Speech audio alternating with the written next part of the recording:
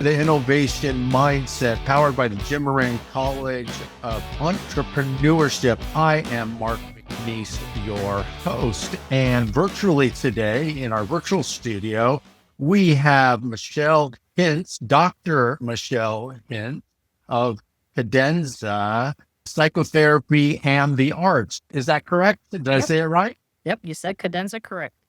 All right. Outstanding. Thank you for taking the time to come in, Michelle, and talk a little bit about your business and your entrepreneurial journey. But before we jump into that, I would love to hear just about your background. Where were you born? What was your upbringing life? Were you filthy rich and never wanted for anything and never worked a day in your life? And then, or tell us your story. Okay, I'm not born filthy rich. I'm a Midwestern girl at heart. Grew up in a small Midwestern town with 4 younger brothers. I'm the only daughter. We had very, I think, strong work ethics with our background, family focused. And we had a strong family tie. We were always taught to make the world a better place, to strive to do something that the world needs. Each of us, of the 5, have a side business or a main business. So the entrepreneurs in the Hintz family are quite prolific. I think there's probably 4 out of 5 of us who own a small business of sorts. So that's pretty cool. Oh, wow, that is cool. And so you said Midwest, your schooling, did you grow up there, go to high school there? And then where did you go to college? I grew up in Milwaukee, and then I went to graduate school in Philadelphia. My first career is as a music therapist. So I got an undergrad in Milwaukee as a music therapist, worked for 5 years in geriatrics and a couple of other settings. Got my graduate degree in music therapy, intending to make music therapy a more profound thing that most people could find and get access to. And along the way, met somebody and decided to get married. We moved to Florida. We were going to build a music therapy center. Unfortunately, Florida is a little bit behind the rest of the country when it comes to innovation and embracing the arts. So I had this bright idea that I was going to become a psychologist. I knew how to use music to help people. And I thought, if I can figure out a way to get music to people another way, I'm going to do that. I embarked on a doctoral degree. And finding music therapy jobs in Florida is quite challenging. And when I moved down in 1997, there were no music therapy jobs. I contacted every music therapist. I think there was 100 of them in the entire state, asking for leads. Found a lead working with kids with autism at the Bodwin School in an after-school program for pretty intensively impacted, behaviorally challenged kids. Loved it. Worked besides other music therapists, occupational therapists, and really just fell in love with the need to work with children behavioral, social, or emotional challenges. Did my dissertation on the effects of music therapy with autism. And along the way, figured out, heck, nobody's doing what I'm doing. I'm going to try to make a living out of this. And sure enough, along the way, got my counseling degree, so was licensed to do counseling. Meanwhile, had some kids and put music instruments in the trunk of my car and then drove around to people's houses and did the classic kumbaya with everybody and Old MacDonald and stuff like that. And eventually we grew and there was a demand. And the beautiful thing is the work that we were doing was transformative. And so word of mouth spread rather quickly. And so while I was pregnant with my son, I decided I need to make sure my clients are taken care of. So that's when Cadenza Music Therapy was born. The need to make sure that the clients that we had would not miss out their sessions.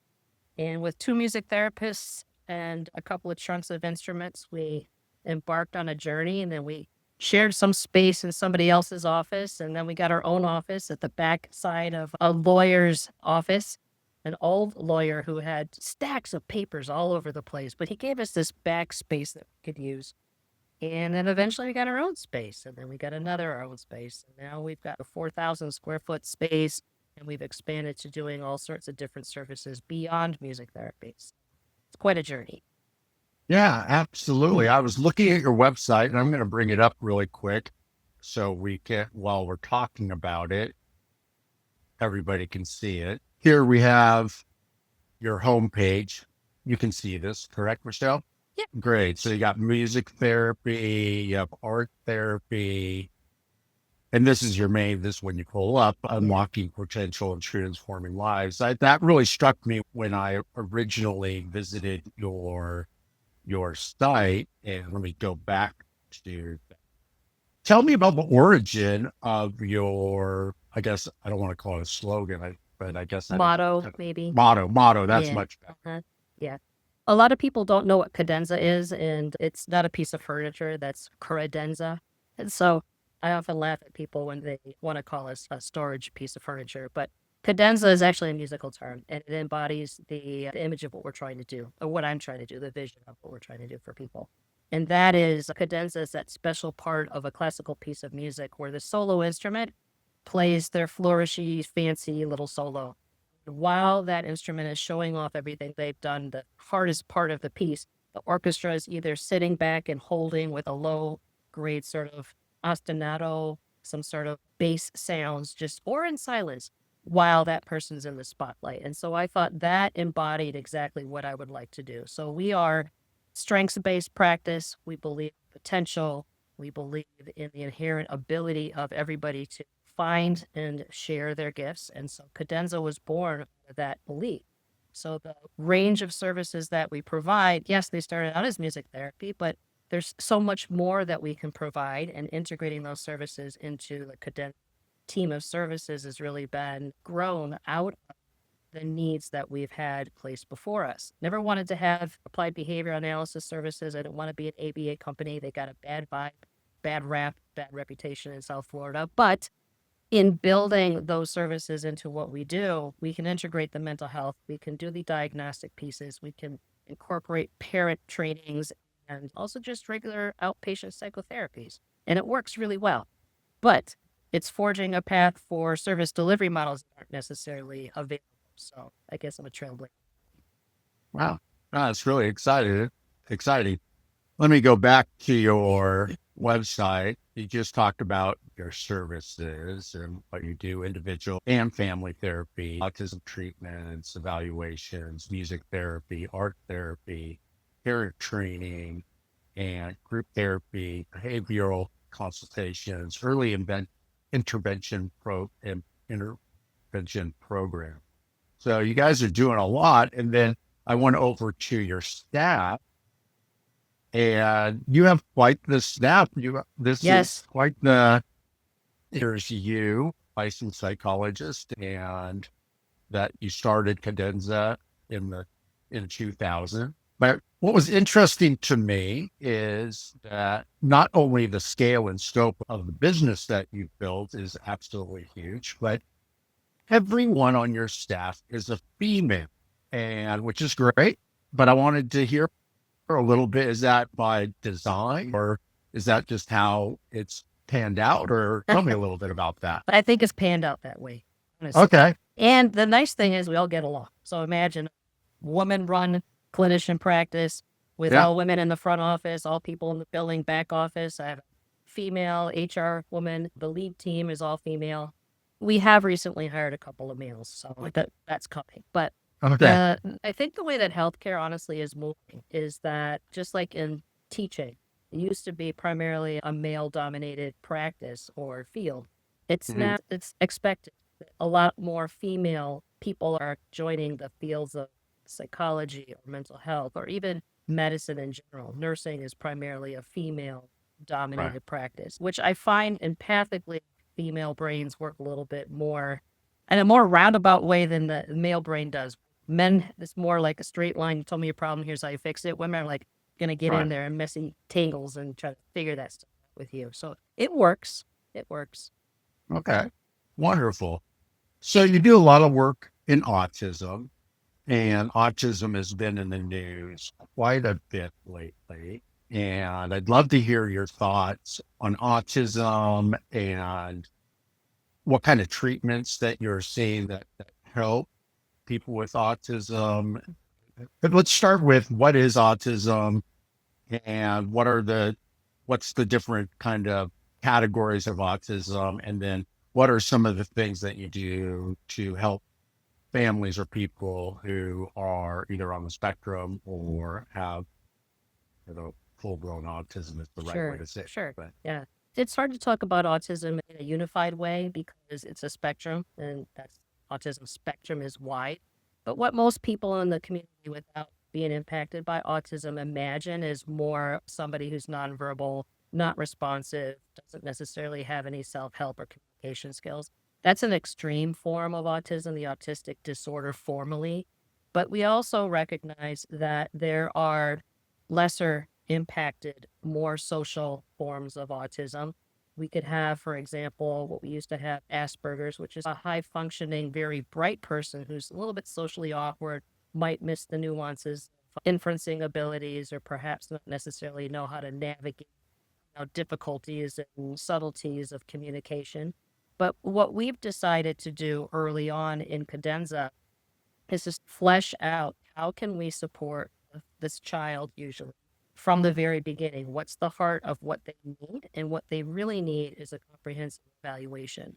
So at the heart of getting any services at Cadenza is starting with an evaluation to look at developmental milestones in all areas of functioning. So not only do we have diagnostic clarity, but we also have functioning. So we know what the players are in that child's unique clinical profile. And from there, we make recommendations for occupational therapy, special education, perhaps other related services. But we can also build a comprehensive treatment plan for that child and that family. And along the way, hopefully guide them towards the best practices for each stage of the development, offer, I think, a comprehensive program, not just a piecemeal program.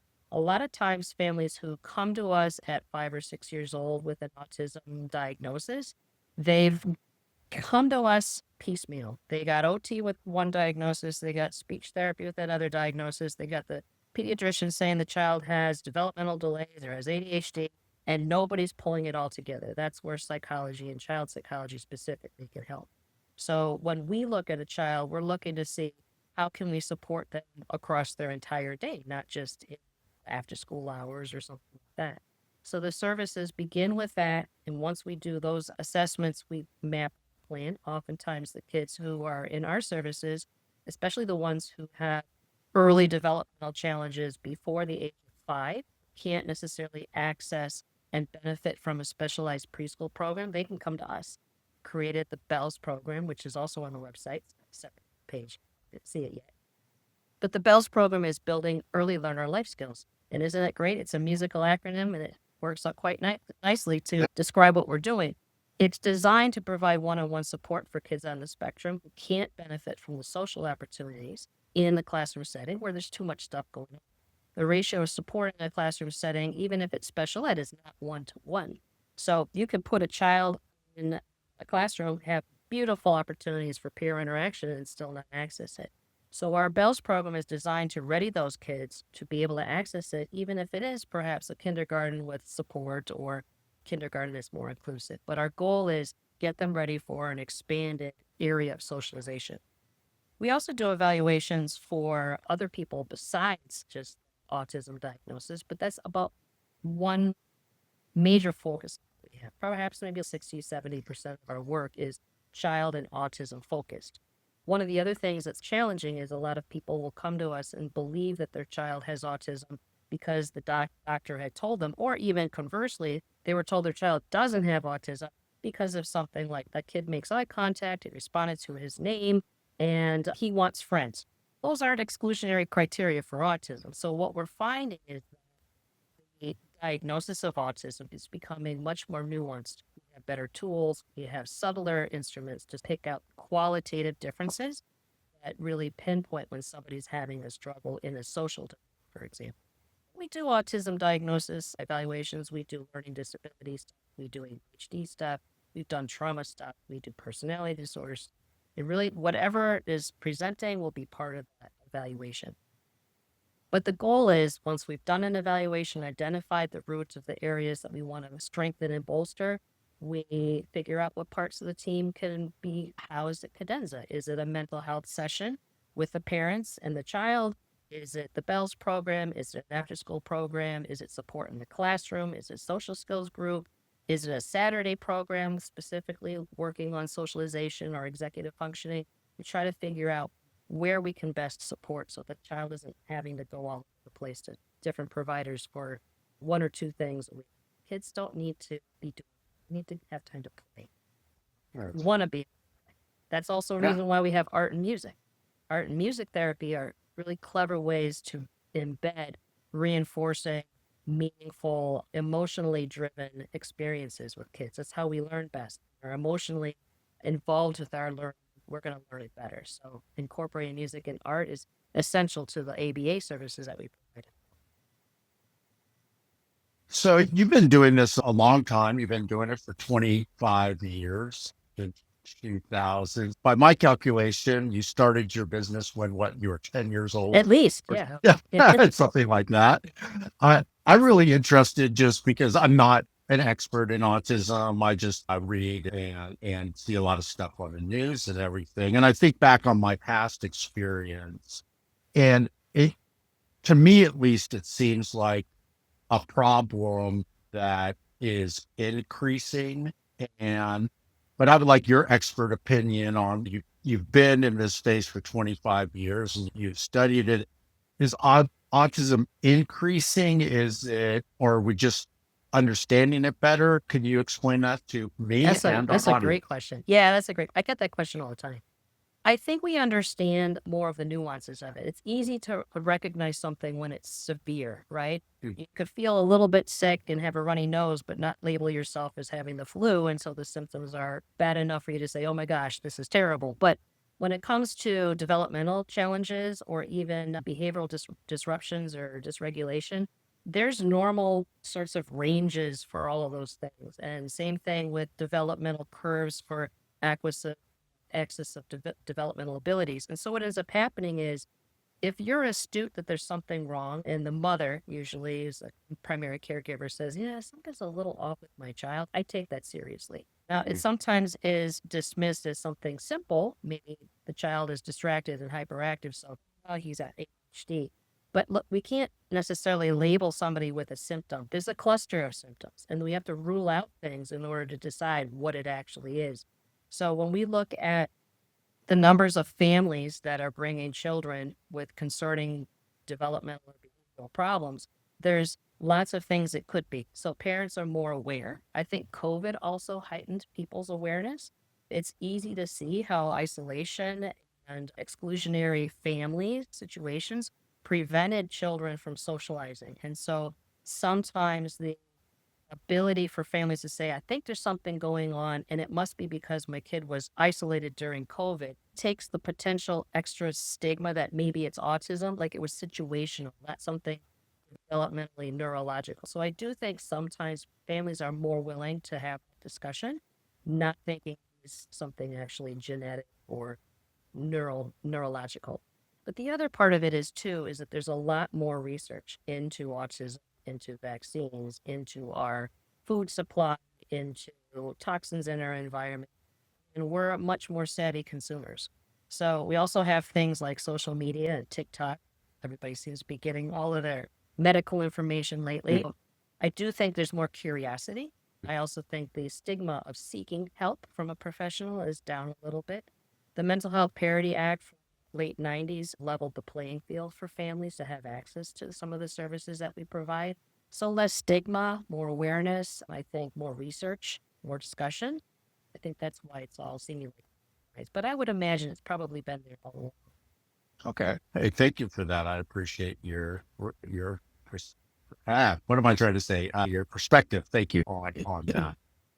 So let's switch to your business now. So what led you to finally say, hey, I want to hang my shingle and I want to start Cadenza? As I told you earlier, when I first moved to South Florida, there wasn't many music therapy opportunities. And the actual music therapy job I had gotten at the Baldwin School was a grant-funded program. And when that ended, poof, job. Fortunately, I was already embarking on doing some private practice and driving around with my car, stuff like that. So it just made sense to evolve into something that was a little bit more robust. The challenge becomes how to build a business model around a trunk full of instruments. It's almost nearly impossible to make it profitable. But with embarking on a doctoral degree and opening the ability to do mental health services and dabble in that, legitimize my doing music during my psychotherapy sessions, gave me, I think, a flexible mindset to say, I think there's something unique here for me to build upon. I'm also of the mindset that if you see a need and you fill the need, that just naturally, like the field of dreams, that'll just show up for you. So I Build it do and they will believe come. in the movie, I think it's called Robot, Pixar movie, head robot says, you see a need, you fill a need. I've been doing that for 25 years. The trajectory of Cadenza has been primarily shifted based on both my experience clinically, but also the families making requests. Could you help us with this? The big shift from just doing outpatient music and art therapy and psychological services and evaluations started to include ABA when I couldn't find an ABA company to integrate what we were offering. It was a one-way street. And I'm like, why is it one way? They're missing out on the robust information clinically that we can provide. We can keep them on the pen, update the trajectory. We have something to integrate into the services that they're providing. And in dabbling in like trying to figure out how to make that work, because I'm not a behavior analyst, intuitively, what I created makes sense. And so any behavior analyst that comes to Cadenza from another traditional company is thrown by culture shock of sorts, because they're given the freedom to say, I need to supervise this child, the 20% that I'm offered. I'm given the flexibility to make this work. I have the freedom to talk to the child's mental health therapist. I can refer for an updated assessment and clarification. I can attend a school meeting. It's integrated. And a lot of that stuff happens behind the scenes simply because it makes sense, profitable. My CPA would say, you got to cut back on those like freebies, but it's what makes us work. And so we're also at a stage in our growth trajectory where we've been around enough that people recognize the need. And any small business starts off as the person. And so I was advised, hey, you should make it Michelle Hintz and Company or something like that. I'm like, nah, that's too egotistical for me. I want to make it about me. And I'm not even really sure where the shift started, probably 15 years ago. Like, people would refer, I want to talk to Dr. Michelle. Other times they're like, oh, you're on my insurance panel and I want an assessment. Hey, I want therapy. So we're at a place now, there's still, people want Dr. Michelle, of course, but they're not just calling for Dr. Michelle. We have a reputation of providing high quality services. We get referrals from all sorts of places, and we continue to develop services to meet the needs of the community. What's coming up next, I think, are things like a super social skills program for middle school kids. The quirky middle school kids that want to just game in their room all day, don't necessarily know how to have a real relationship, IRL. What IRL is? No. In real life, Oh, IRL. okay. There's room there to use the technology and stuff that is available to kids, but we want the human touch. We want the personal connections, and we have some really talented people at Cadenza who create a very meaningful and a profoundly effective social skills program for about 15 kids who came middle school age over the summer. Families are incredibly grateful. They've noticed lots of changes, and that's the kind of thing that is beyond Dr. Michelle. I just find people who align with the vision and give them the scaffolding, and they get to go and build it, which is beautiful. It's not just what I want. Fantastic. So a lot of people, when we look at outside, especially at successful practices or businesses like yours, we think, oh, right place, right time. It was easy. What were some of the challenges that you faced in the early days? And what's some of the grind and the business side of? Oh my gosh. But businesses, companies are, I believe, living things. They expand, they breathe, right? They grow, they contract, they go through periods of expansion without the resources. They're squeezed for, there's increased demands for some service over another. The mental health staff say, gee, all the referrals I'm getting this month are ADHD boys between 8 and 14. That's what we got coming. But what people don't understand is that if you want to follow a trend, you're not going to survive. The trend is like, go after the shiny thing.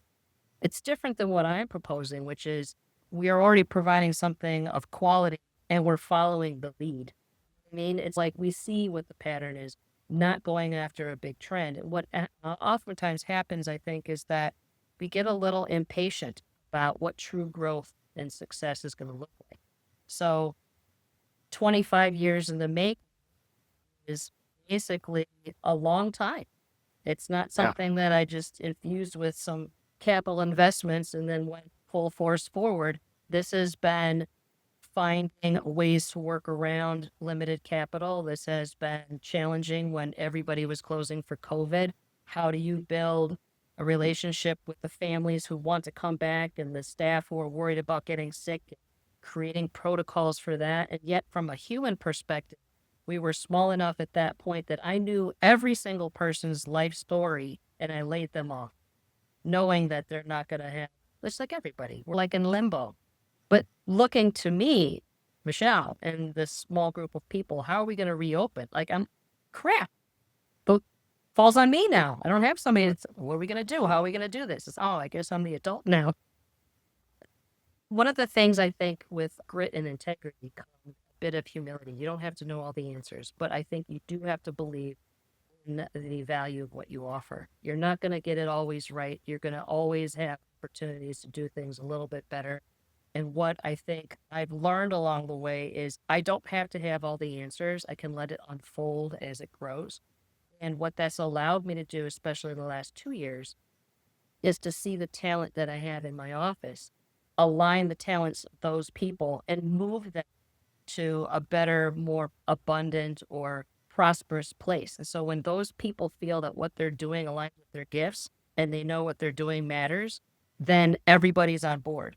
So being the owner with, I have the flattest org chart of any company you would ever see. Like I can move people around. I can create new opportunities. And I love to be able to do that because I don't want people to come to Cadenza and have a job. And that's probably what sets us apart too. We're very intentional with our hiring. We're also very mindful what we promise and what we can do. We're very focused on making sure people feel aligned with the vision and that they know what they do matters. That's not something that you learn in business school. Even think if I went to business school, that it's a human thing. It is a human. Thank you for sharing that.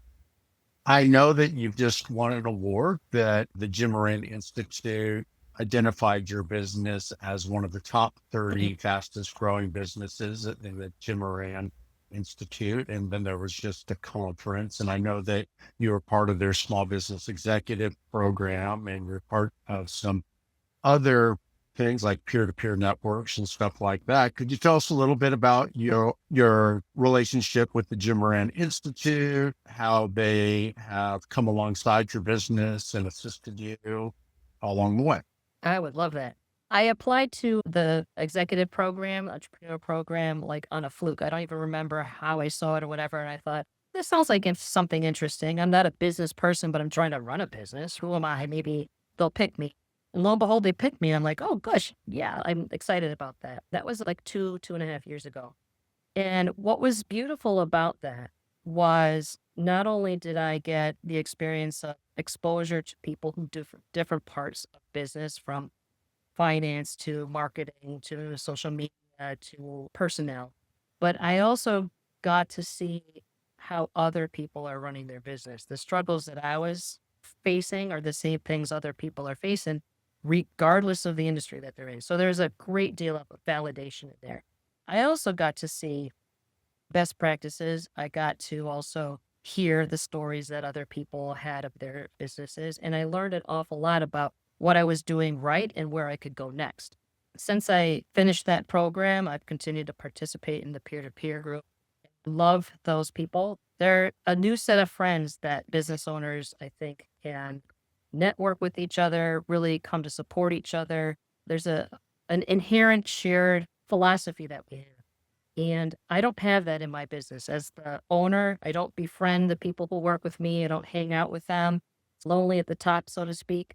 But with these people, I've found resources. I've found new ways of doing things. I've aligned with people who have services that I need. And that personal relationship gives me the confidence to know that I'm not being swindled. I'm going to be taken care of, that there's an inherent bond with the JMI group. moving forward, I know the award was a surprise actually, because when you're in your own little world, you don't really know how your stuff is comparing with others, right? You just kind of say, let me just see what happens. And then lo and behold, I'm like, wait, really? I was like surprised again. So there's a secret sort of delight that I take in hearing that what we're doing shows up in like the financial part of it, but the growth part of it, the appreciation that my peers in the entrepreneurial group have given me, have really helped me feel a lot more confident as a business owner, a lot more confident to feel like I have something not only valuable, but my mindset is something that they appreciate as well. I'm a psychologist running a therapy practice. They don't put me in other groups with other therapists with psychology practices, so I'm the enigma. But there's a human element we all talk about. And that bond that we have to be able to share that, problem solve, get advice, resources, invaluable, just absolutely invaluable for me. Great. Thank you for sharing that. So I always like to end our conversation by asking my guest one question. And that question is, Michelle, if we could beam you back to 2000, right before you start your business, and you could tell yourself one thing that's going to help you over the next 25 years, what would that one thing be? I think it has to do with believing in myself more. I think I've already got a strong sense of humility. I've got integrity on my side. I've got the work ethic, but I think the confidence in what I'm building is probably something I would say, you know what, Michelle, believe in yourself a little bit more. It'll happen, right? You'll buy that extra 12 couches. It'll be fine. You'll figure it out. Same thing with the ebbs and flows. Like the universe, I think, rewards, I would say stubborn heart, but you should believe in yourself. I think things always find a way of working out. And I think I've learned that, especially since COVID. Great. Thank you for sharing that. And thank you for spending the time with us at the You're InNOLEvation Mindset Podcast. Hey, thanks for joining us for another amazing episode of the InNOLEvation Mindset Podcast, powered by the Moran College of Entrepreneurship. Hey, if you like this episode, be sure to give us a, and also be sure to hit the subscribe button so you never miss another amazing episode. Thanks so much, and we'll see you guys next time.